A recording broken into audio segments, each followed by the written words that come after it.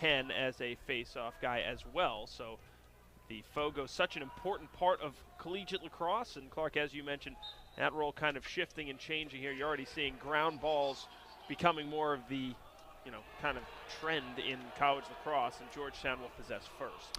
Yeah, it's more of a 50-50 game with the new face-off rules, Joe, and I think that's great for the game. It makes it rewards hustle, and it rewards teams that put more athletes on the wings, and possession is very important.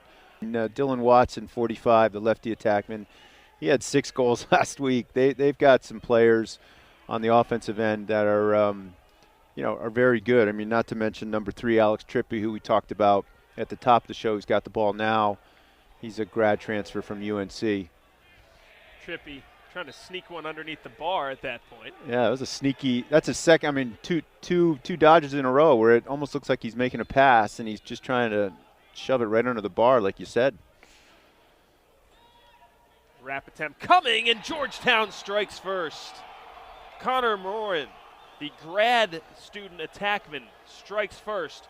And he looks just as strong and confident shooting from the left. So he is a handful, Joe, to handle. And, this is – if Will Bowen stays on him, that's a great matchup to keep an eye on. I think Handley definitely has the advantage. But, Will Bowen, first-team All-American, and, had a heck of a career at UNC. That's a great matchup. This is why we come and we do this. This is great. So now Penn will have a man-up opportunity after the James Donaldson penalty. Good feed inside for Handley, and they strike and score. Jack Schultz, the senior from Charlottesville. 40, Dylan Gergar. It's a different kind of threat. Absolutely, absolutely. Here comes James Shipley, 37 in white. Real good athlete out of North Carolina.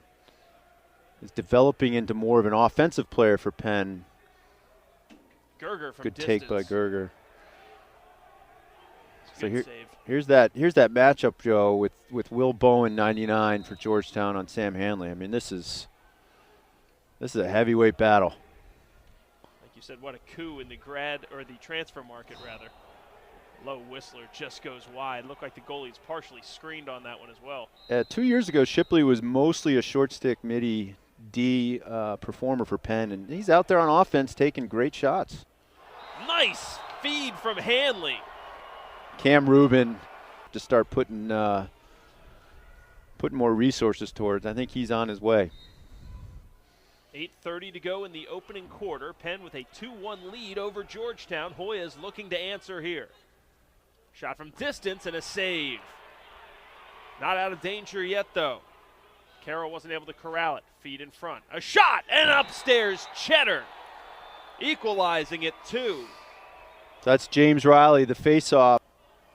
I'm always going to be a fan of the more action rules, and that really does seem, Clark, to be the way that lacrosse has started to orient itself the last several years. It's a game that's meant to be played at a more rapid pace here. Absolutely. Absolutely. See if Georgetown can answer. Yeah. And they do immediately. Surgical passing performance finished off by Colin Monroe. And now it's Georgetown with a 3-2 lead. Penalty call here. Georgetown was so surgical on their first man-up opportunity. Don't want to give them too many of those chances if you're Penn. Attack continuing for the Hoyas, who lead 3-2, 4:44 to go in the first quarter. Here on the attack is Bundy. Going upstairs and scoring right by the ear hole. Graham Bundy. They had to wait to get face dating all the way back to the last time. Yeah, Coach Murphy on record many times is saying we'll play any team, anywhere, anytime. And that's the right approach and the right way to do it. As a result, they've had good series against Duke and a couple other teams, but man, oh man, upstairs on the high whistler is Bundy for his point. You talked about 17 first quarter shots. Penn's defense as a whole has really tightened down here. Yeah, that they've definitely they've only got 3 this quarter, so that certainly illustrates that Penn has stepped up their defense. All right, here's an opportunity in transition for Farrar. Taking a run, dishes, and a shot, scores! Dylan Gergar able to find the back of the net finally. Defensively, not even allowing 9 goals per game last year, and allowing 8 against Johns Hopkins in their opener. Yeah, Bundy just missed the cage there. That close to the hat trick for him right there. But this Georgetown offense seems to be going with a little bit more determination now after that break. Morin harassed all the way. Could have been a penalty. That's some pretty good D right there. Low shot, just missing. Bundy's frustrated with himself on that one. He thought he found the corner. Yeah, he had a good look at it, and he just missed the cage. That was a great rip, high to low. Hess. Nice move to get free. Goes low and scores. Not much you could do. Ground ball, but he couldn't get, the ball was coming out of his stick funny. And, they bend those sticks, and sometimes it doesn't perform like a lacrosse stick after a faceoff. And twice he tried to get it to a teammate and couldn't get it out of the stick properly, and ends up being a turnover. And here's Georgetown trying to capitalize. Georgetown's had such an advantage in the faceoff department that you'd think that Penn would be trying to treasure all of these, but that's just such a tough break for Zuzi. Yeah, Piper Bond right there with some great defense. Picks up the ground ball. And a shot by Rubin, scores. Nice find by Bond, as you pointed out, Clark. Yeah, another great. Piper Bond is not. He is a. Will Godine taking a look and finding help. We talked about Penn's defensive posture and how that changed from the first quarter to the second quarter as well. See how far out they're extending now to challenge Georgetown. Yeah, Georgetown's still getting organized here on offense, and Penn getting their midi defense on the field. And there's Piper Bond. He's their leader.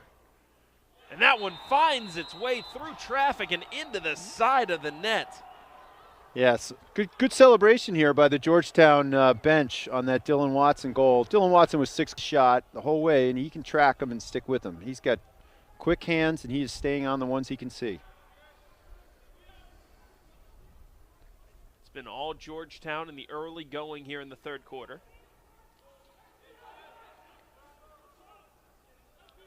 So B.J. Farrar, who's transitioning between a short stick and a long stick today, back out there on the field with a long stick this time. Farrar wearing number 1, another preseason Nice All-American double. for Penn, and another low-to-high shot. Same result for Dylan Watson. Yeah, at 10:30 this morning, Dylan Watson was standing in that exact position. Should they get the call right? They made the wrong call, but they fixed it. That's the way you do it. Yeah, it looked initially like they were signaling for a shot clock violation.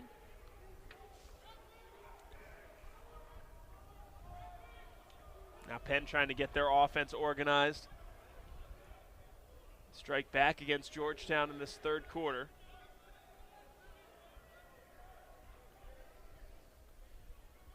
Gabe Fury is a local product. Went to the Episcopal Academy. Not too far up the road. Oh, that's what the doctor ordered for Handley. Yeah, that is a big time goal right there by Sam Handley. That's Sam Handley circa freshman year. He's just bigger and stronger. Georgetown's lead shrinks to 8-5. There's the freshman, Tynan Walsh. Handley open, only temporarily. Draws a double.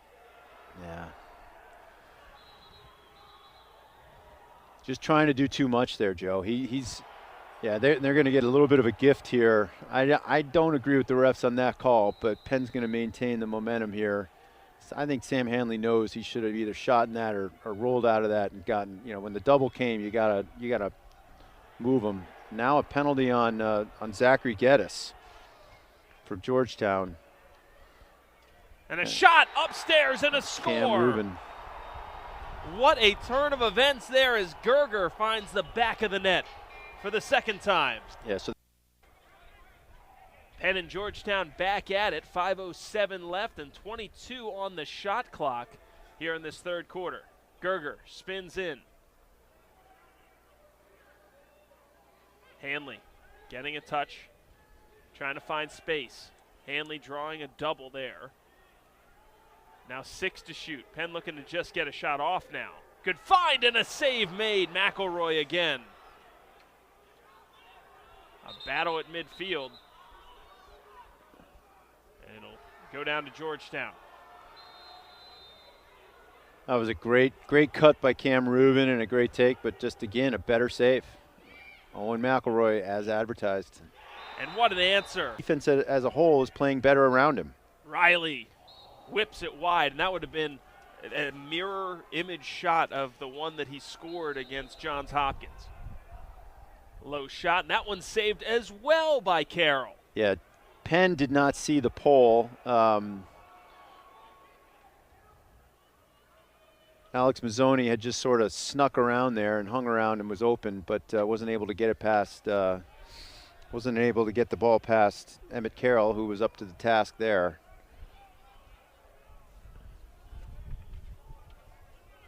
It's going to be a big opening few minutes of this fourth quarter for Penn in terms of tone setting, because Georgetown really did control that third quarter. Interesting, they just brought Gergar in as a midi. And look at this. Finds the hat trick. There you go. Pretty interesting indeed. Third is something else. The fact that he caught that with his feet flat and shot it with all that might using his hips and his shoulders was pretty impressive. Started with a great dodge down the alley by Shipley. Here comes Big Sam. Oh. Bounce won't go. Gergar picks it back up. 2:54 left. And the shot clock got reset to 60. Gergar, not sure if that was supposed to be a pass or a shot. Penn continues. Definitely a shot. Was trying a wraparound shot there, but just did not get the stick around. Gergar behind his back, and he scores. And that was also definitely a shot. Able to scoop it and slime in this top 10 college lacrosse matchup. Dylan Gergar's 4th goal of the season has pulled Penn back to within one, but another big face-off win there for Riley in Georgetown. Yeah, James Riley has taken every single draw. Last week against Johns Hopkins for Georgetown, Matthew Riley, number 23, a sophomore, took a handful of draws as well.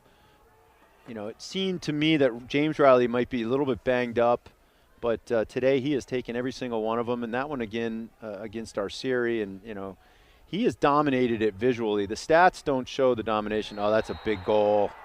What an answer from Georgetown to come back. 2-goal advantage as the 10-man ride continues.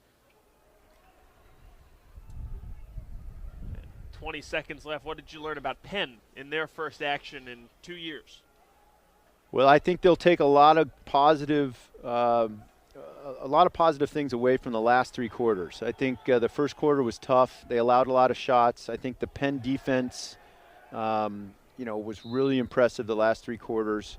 I think they've got, we'll have to wait and see what the story is with Patrick Birkinshaw. We still don't know what the story is, but look, Emmett Carroll played really well, and he withstood a lot of shots, but he hung in there. And look, it's one game for Penn.